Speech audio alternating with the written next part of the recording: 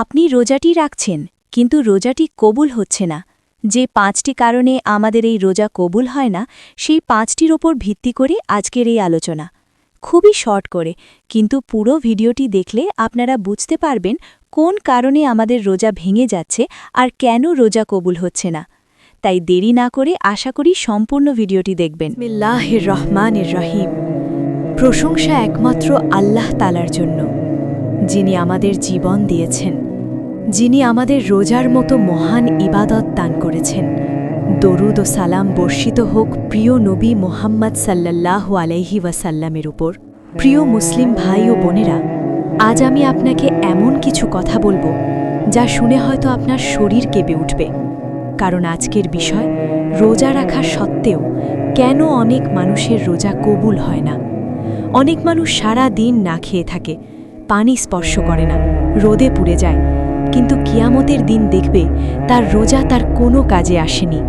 কারণ রোজা শুধু পেট খালি রাখার নাম নয়, রোজা হলো আত্মার ইবাদত, রোজা হলো চরিত্রের পরীক্ষা, রোজা হলো আল্লাহর সামনে নিজেকে সংযত রাখা। কিন্তু আমরা রোজা রেখে অনেক এমন কাজ করি যেগুলো রোজাকে ভেতর থেকে ধ্বংস করে দেয়। আজ সেই কথাগুলোই বলা হবে, মন দিয়ে শুনুন, নিজের জীবনের সাথে মিলিয়ে দেখুন।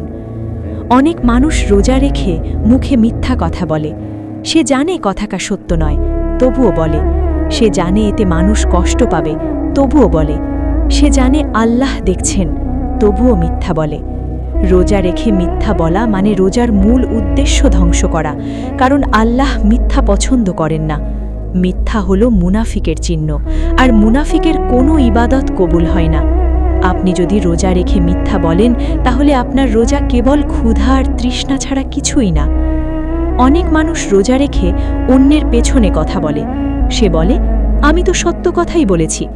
কিন্তু আল্লাহ বলেন, সত্য হলেও পেছনে বলা হারাম। রোজা রেখে কারো দোষ বলা, কারো বদনাম করা, কারো সম্মান নষ্ট করা, এই গুনাহ রোজাকে খেয়ে ফেলে, যেমন আগুন কাঠ খেয়ে ফেলে।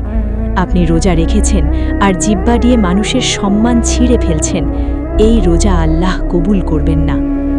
অনেক মানুষ রোজা রেখে চোখের গুনাহ করে। সে বলে, আমি তো শুধু দেখেছি। কিন্তু আল্লাহ বলেন, চোখও গুনাহ করে।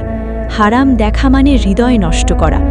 হারাম দৃশ্য হৃদয়ে ঢুকলে নূর চলে যায়, আর নূর ছাড়া রোজা আল্লাহর কাছে পৌঁছায় না।